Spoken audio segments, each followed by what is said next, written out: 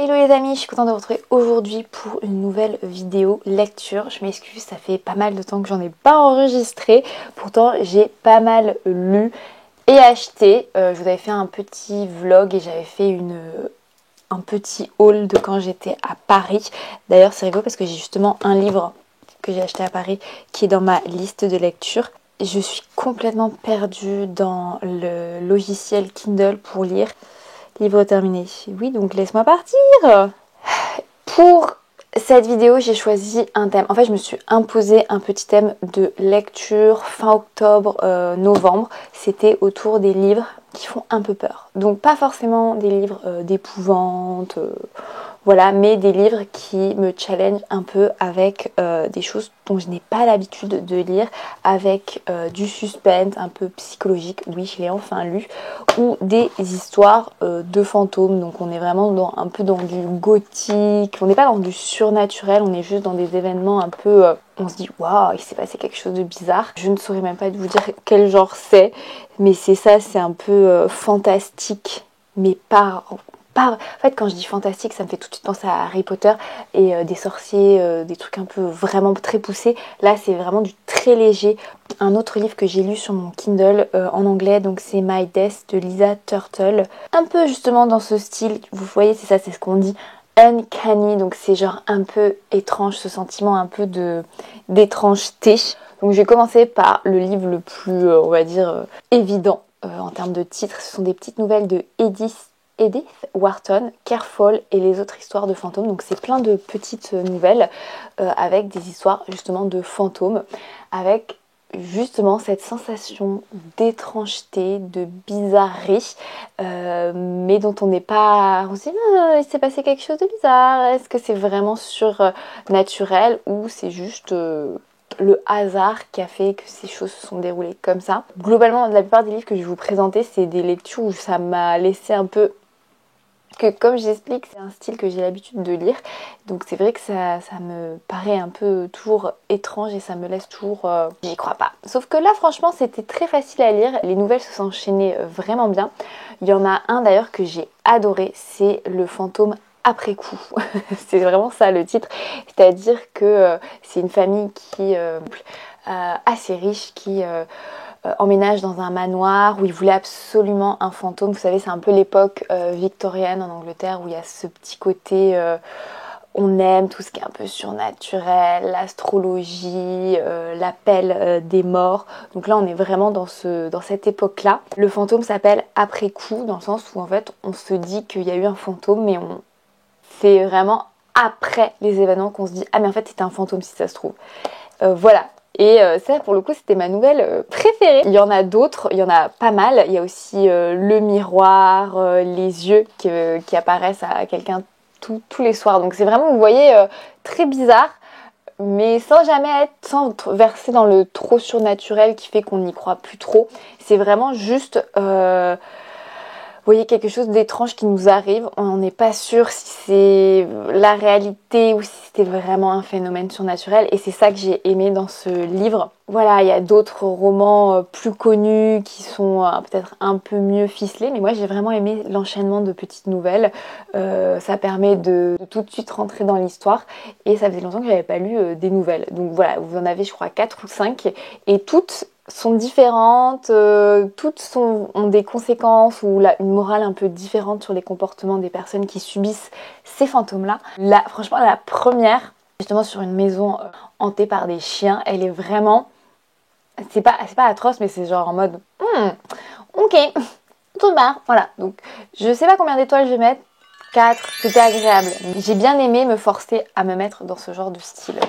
On enchaîne sur, justement, c'est de Lisa Turtle, j'espère que je vais le dire, My Death. Donc en fait, c'est l'histoire d'une écrivaine veuve et qui est vraiment syndrome de la page blanche. Elle n'arrive plus, je vous mettrai en fait la couverture puisque sur mon Kindle, je suis désolée, c'est en fait comme je l'utilise régulièrement, mais je suis toujours paumée en fait, et je trouve qu'il vit... Là, je sais pas quel âge il a mon Kindle, mais il a un peu du mal en ce moment. Je sais pas, je pense qu'il a 10 ans, je veux pas dire de conneries, mais il a du mal en ce moment, voilà. Le hasard fait qu'elle tombe sur une autrice vraiment pas très connue en Angleterre, et enfin en Écosse en l'occurrence, donc forcément ça se passe en Écosse, et elle se dit bon bah je vais écrire sa biographie, et elle mais vraiment de manière hyper spontanée. Elle rencontre son agent, elle lui dit non mais je vais écrire une biographie sur telle autrice machin, et le gars lui dit ah mais c'est trop bien, je connais quelqu'un qui a encore une de ses œuvres d'art, elle est encore vivante, tu vas pouvoir la rencontrer. Et en fait, il se passe plein de trucs bizarres quand elle rencontre justement cette autrice qui est assez âgée, qui lui raconte vraiment des anecdotes, mais de la propre vie de l'écrivaine. Et c'est vraiment plein de choses bizarres. Je ne peux pas vous révéler la fin, mais en fait, moi, ça m'a laissé tellement en mode... Donc j'arrive pas à noter le livre parce qu'il a quand même, sur Goodreads, il a quand même 4 étoiles sur 5. C'est trop chelou. À la fin, j'ai pas compris en fait la morale de l'histoire. J'ai pas compris s'il y avait vraiment eu un fantôme ou pas. Parce que vraiment en fait à la fin de l'histoire, ils partent en bateau faire un truc et j'ai pas compris. C'est vraiment en fait, je me dis mais est-ce que l'écrivaine et l'artiste sur lequel elle écrit, c'était les mêmes personnes, ou en fait est-ce que c'est l'artiste qui hante en fait et qui possède maintenant l'écrivaine? J'ai pas compris. Vraiment, j'ai pas compris ce livre. Et je me dis, est-ce qu'il faut que je le relise? Mais j'ai tellement pas compris. Et c'est vraiment pas une question de compréhension de l'anglais, parce que j'ai essayé de relire plusieurs fois les derniers chapitres. J'ai pas compris. Donc peut-être qu'il faut que j'aille lire des reviews à ce sujet. Mais c'est vraiment le seul livre où effectivement il y a du surnaturel, il y a plein, vous voyez, de petites choses un peu cocasses. Et on se dit, c'est quoi ça? C'est le hasard.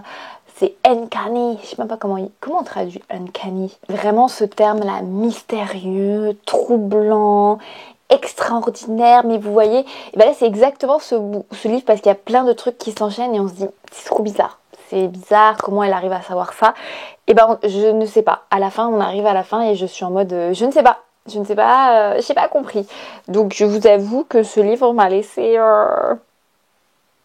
voilà, je ne note pas le livre parce qu'au final je n'ai pas compris. Voilà, j'ai pas compris la fin, je ne suis même pas sûre de la signification de cette fin-là. On enchaîne sur Wésentine. C'est un ouvrage, comment dire, oui, c'est une BD sur laquelle j'étais tombée à Cultura. Ouais, c'est ça. Je vous lis le résumé, puisque c'est vrai, j'ai pas lu le résumé, mais vu que ça c'est une nouvelle, je pouvais pas vous le lire. Cette vidéo est extrêmement décousue, je m'excuse par avance. Donc Wésentine, qui voit Ouézan voit son sang. Donc là on est vraiment dans le fantastique, dans le meurtre, bref des trucs bizarres. Swazik, une jeune femme au caractère bien trempé, décide de changer de vie et d'ouvrir une maison d'hôte sur l'île d'Ouessant en Bretagne. Mais c'est bien connu, Ouessant se mérite. Moi je savais pas, hein, mais bon. La vie est rude et les locaux n'ont pas vraiment le sens de l'accueil avec les gens du continent. Excepté Marie, une vieille dame qui semble avoir pris Swazik en affection. Quelques mois après son arrivée, alors que Swazik commence à s'acclimater à sa nouvelle vie, les Ouésantins apprennent une terrible nouvelle. Marie a été retrouvée pendue. Mentionnée dans son testament, la jeune femme va se retrouver mêlée malgré elle à des secrets troubles de l'île. Donc le télégramme donne une appréciation, c'est un huis clos étouffant dans une île magnifiquement peinte. Alors moi ma notation c'est 3 sur 5 parce que j'ai pas trouvé l'île magnifiquement peinte. J'ai trouvé les dessins pas fifous, la mise en place de certaines choses hyper clichés, genre excusez-moi mais à la fin la nana elle résout le mystère, elle tombe enceinte du petit instituteur qui vit aussi sur l'île et tout est bien qui finit bien parce qu'elle ouvre une maison d'hôtes qui galère au début. Par contre j'ai bien aimé la partie un peu enquête, mystère pour essayer de comprendre pourquoi Marie s'est pendue et ses copines, pourquoi, parce qu'il y avait aussi un groupe de vieilles, vous savez le groupe de vieilles corneilles qui toujours a critiqué assis sur les bancs dans les vieux villages, on est en plein là-dedans et justement Marie Swazik donc essaie de découvrir pourquoi ces petites vieilles là essaient de cacher un mystère qu'il y a dans la maison de Marie où elle s'est pendue, parce que Marie en héritage a demandé à que ça soit Swazik qui trie ses affaires et tout, et c'est en triant ses affaires qu'elle commence à remonter un grand mystère. Et effectivement, en fait, ça c'est intéressant, comment le mystère se dévoile, cette espèce de mini malédiction finalement qui est tombée sur Marie et ses potes. Mais globalement, tout ce qui est autour, tout ce qui est en mode oui, ça finit bien, elle tombe enceinte. En fait, sur la fin, je me suis dit, mais pourquoi en fait? Pourquoi on est toujours obligé, dans une fin d'histoire, où la meuf, elle est super indépendante, elle ouvre son bed and breakfast toute seule, pourquoi elle doit forcément finir en couple et enceinte dans les histoires? Voilà, c'est juste... Bon. Après, c'était une bonne histoire à lire, mais finalement, le style des images, le cliché de certains comportements féminins, ça m'a un peu... voilà, ça manquait finalement de creuser plus, et c'est peut-être le format BD qui fait que c'est pas possible de creuser plus là-dessus. Mais là, pour le coup, il y avait vraiment un mystère. J'ai compris la fin. Je suis désolée, je pense que je dois passer pour une débile en n'ayant pas compris un autre livre, mais... je pense que c'est ça. Les problèmes des trucs mystérieux, c'est que je suis tellement, je sais pas, peut-être trop rationnelle, qu'à la fin je me dis mais non, j'ai pas compris le truc, alors que pourtant j'étais fan d'Harry Potter. Ça m'embête vraiment de vous parler d'un de ces livres que j'ai pas compris. Mais là pour le coup, Wesantine, si jamais vous tombez dessus en bibliothèque, si on peut vous le prêter, c'est une bonne petite lecture sur 1 heure, 1 heure et demie. On enchaîne sur genre un livre, mais que j'ai vu passer partout. Mais quand je dis partout, c'est genre sur TikTok, j'arrêtais pas de voir cette couverture, jusqu'à qu'on m'explique sur Instagram qu'en fait il y avait plusieurs tomes. Donc il y en a un rouge, donc voilà. Là c'est le premier. La femme de ménage, elle connaît vos secrets, découvrez les siens. Et franchement, pas comment j'arrive à choisir en fait des livres où il y a que des femmes fortes, parce que là c'est quand même aussi une femme forte qui s'engage hyper indépendante. Dans My Best de Lisa, c'est pareil, c'est une histoire entre femmes. Et là, c'est pareil, c'est une histoire entre femmes, woman power. Je vous lis le résumé. Chaque jour, Millie fait le ménage dans la belle maison des Winchester, une riche famille new-yorkaise. Elle récupère aussi leur fille à l'école et prépare les repas avant d'aller se coucher dans sa chambre au grenier. Pour la jeune femme, ce nouveau travail est une chance inespérée, l'occasion de repartir de zéro. Mais sous des dehors respectables, sa patronne se montre de plus en plus instable et toxique. Puis il y a aussi cette rumeur dérangeante qui court dans le quartier. Madame Winchester aurait tenté de noyer sa fille quelques années auparavant. Heureusement, le charmant Monsieur Winchester est là pour rendre la situation plus supportable. Mais le danger se tapit parfois sous des apparences trompeuses.